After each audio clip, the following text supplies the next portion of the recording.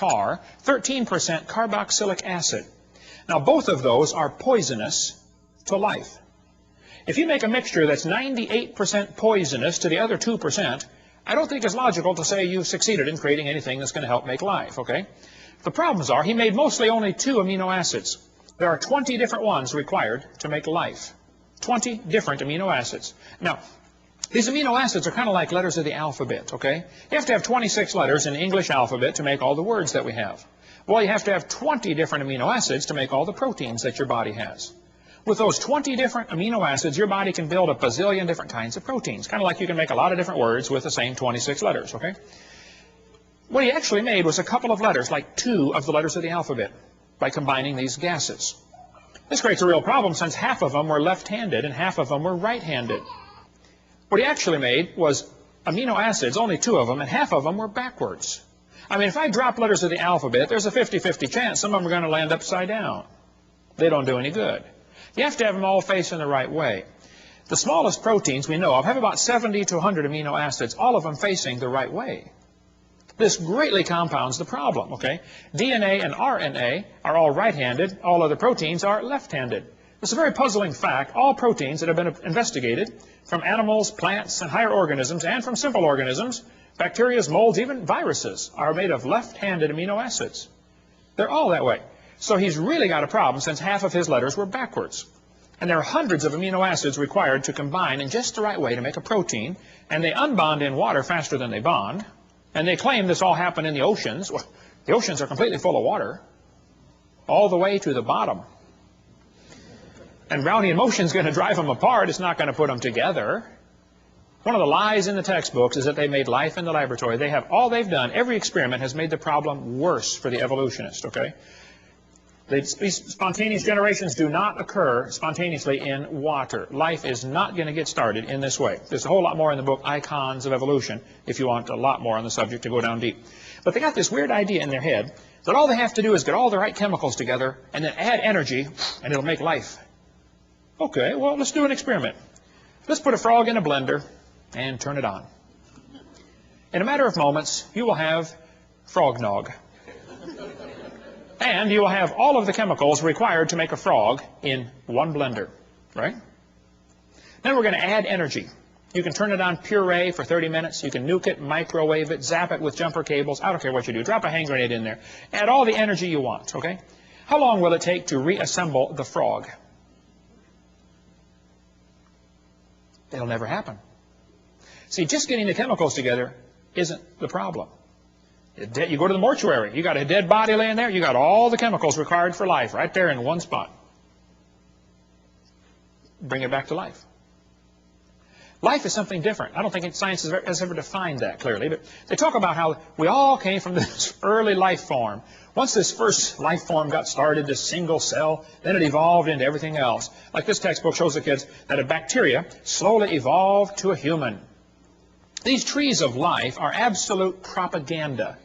There is no evidence for any of these, okay? Even Mary Leakey said, those trees of life with the branches of our ancestors, that's a lot of nonsense, okay?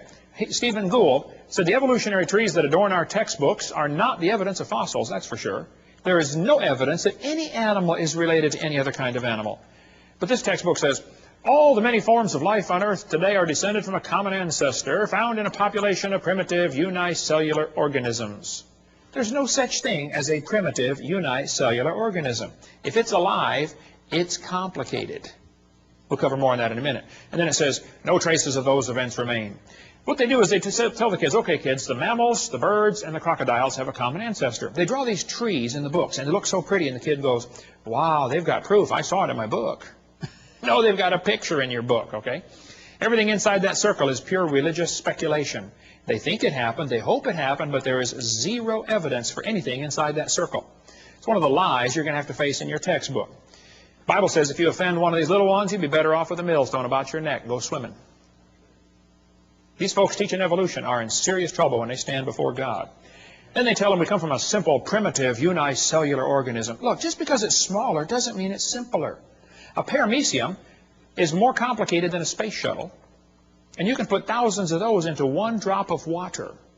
Smaller is not simpler. That's one of the lies in the textbooks. I'll show you. Here's a microchip inside a paperclip. Pretty small. Not simple. This microchip is being held in the mouth of an ant, and that little microchip can process every letter of the Bible 200 times per second. Smaller is not simpler. I'll show you. Let's compare the brain of a honeybee to NASA's Cray computer.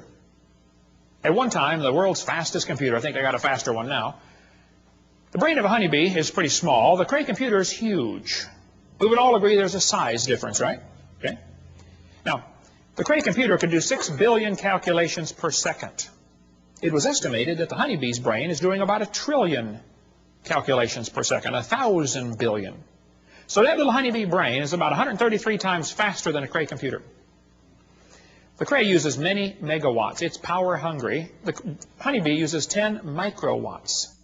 Did you know honeybees not only make honey, they fly on honey. That's their energy source. And a honeybee can fly 1,000,000 miles on 1 gallon of honey. How would you like a machine that gets 1,000,000 miles per gallon? Especially at today's price of gas, right? Fill up once and you're done for the rest of your life. The Cray costs $48 million. The honeybee's brain is pretty cheap. You splat them on your windshield all the time, right? Many people scramble when the Cray breaks down. Nobody heals the honeybee. A self-healing computer. Steve, you work on computers. How'd you like one of them? Something crashes, reconfigures itself, fixes it all up, no problem. Cray weighed 2,300 pounds. Honeybee's brain doesn't weigh too much. So what should we conclude? Let's see, the supercomputer is huge, it is slow, it is very inefficient, it is power hungry, and it had to be designed. We all know that, right? But yet they turn around and look at the honeybee and say, well, that happened by chance. And the brain of a human is a whole lot more complex than a honeybee. For heaven's sake. Your brain can hold more information than the entire British Library.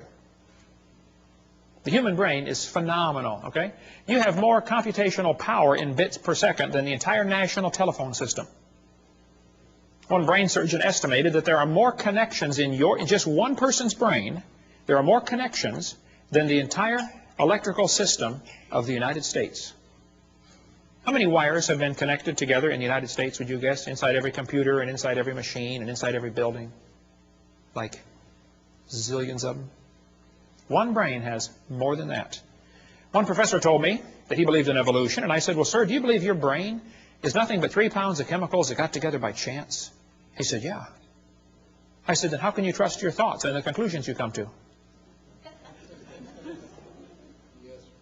Maybe you got a chemical in there backwards. He did, by the way, several actually. But then they tell the kids, well, DNA is pretty tiny, but that proves evolution. That's what this textbook says. We have evidence of evolution from molecular biology. Darwin speculated all forms of life are related. This speculation has been verified. They are lying to your kids. Nothing about DNA has helped with the evolution theory at all. DNA, which stands for deoxyribonucleic acid, is the most complex molecule in the universe. Unbelievably complicated molecule. That little DNA molecule, average person has 50 trillion cells in their body with 46 of those little molecules in each cell. 46 chromosome strands in each cell of your body. If you extracted all of it, it would only fill about 2 tablespoons. But if you took those DNA strands and unwound them, stretched them out, tied them together, one person's DNA would reach from Earth to the moon and back over 500,000 times. Round trips to the moon. They say the DNA holds more information than all computer programs ever written by man combined. IBM models the newest computers after DNA. The quantity of information is so vast, we have to invent new numbers to measure it. Not terabytes, petabytes, or exabytes, yottabytes, and zettabytes. All the words uttered by everyone who ever lived would amount to 5 exabytes. And your DNA and your chromosome holds more information than that. It is so unbelievably complex. If you typed out the code found in your DNA, when you got done typing, you'd have enough books to fill Grand Canyon 78 times. That's the instructions to make you. I'd say you're pretty special. Quite a list of instructions to make you. David said, I will praise thee, for I'm fearfully and wonderfully made. And he didn't have a microscope, and he could figure that out. Yeah. You know, from conception to